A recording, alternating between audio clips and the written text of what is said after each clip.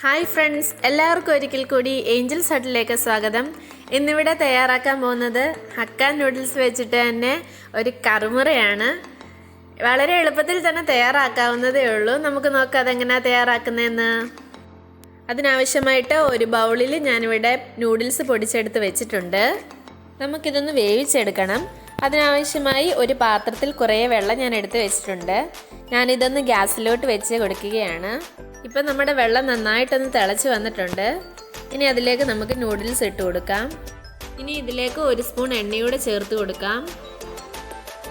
ഇതൊന്ന് 3-4 മിനിറ്റോളം വെള്ളത്തിൽ കിടന്ന് നന്നായി ഒന്ന് വേകണം. ഇപ്പം ഏകദേശം ഒരു 3-4 മിനിറ്റ് കഴിഞ്ഞിട്ടുണ്ട്. ഇനി നമുക്കിതൊരു അരിപ്പയിലേക്ക് മാറ്റാം. ഇനി ഇതിന് മുകളിലേക്ക് കുറച്ച് തണുത്ത വെള്ളം കൂടി ഒഴിച്ചു കൊടുക്കാം. ഇതിൻ്റെ വെള്ളം ഒന്ന് തോർത്തിയെടുക്കാനായിട്ട് ഞാൻ 2 പാത്രത്തിലായിട്ട് നിരത്തി വെച്ചിട്ടുണ്ട്. ഇപ്പോൾ നന്നായി വെള്ളം വലിഞ്ഞ് ഇതുപോലൊന്ന് കിട്ടിയിട്ടുണ്ട്. ഇനി ബാക്കി വെള്ളം വല്ലതും ഉണ്ടെങ്കിൽ അതൊന്ന് ഡ്രൈ ആയി കിട്ടാൻ വേണ്ടി സ്വല്പം അരിപ്പൊടി ഞാനിവിടെ എടുത്തിട്ടുണ്ട്.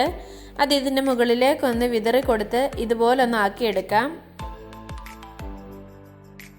ഇനി നമുക്കിതൊന്ന് ഫ്രൈ ചെയ്തെടുക്കാം. അതിനായിട്ട് ഒരു പാൻ അടുപ്പിൽ വെച്ചിട്ടുണ്ട്. ഇനി നമുക്ക് അല്പം എണ്ണ ഒഴിച്ചു കൊടുക്കാം. എണ്ണ നന്നായി ഒന്ന് ചൂടായി വന്നിട്ടുണ്ട്. ഇനി നൂഡിൽസ് കുറേശ്ശെയായിട്ട് ഇട്ടൊന്ന് ഫ്രൈ ചെയ്തെടുക്കാം. നമ്മുടെ നൂഡിൽസ് ഒന്ന് ഫ്രൈ ആയി വന്നിട്ടുണ്ട്. ഇനി നമുക്ക് മറ്റൊരു പാത്രത്തിലേക്ക് മാറ്റാം.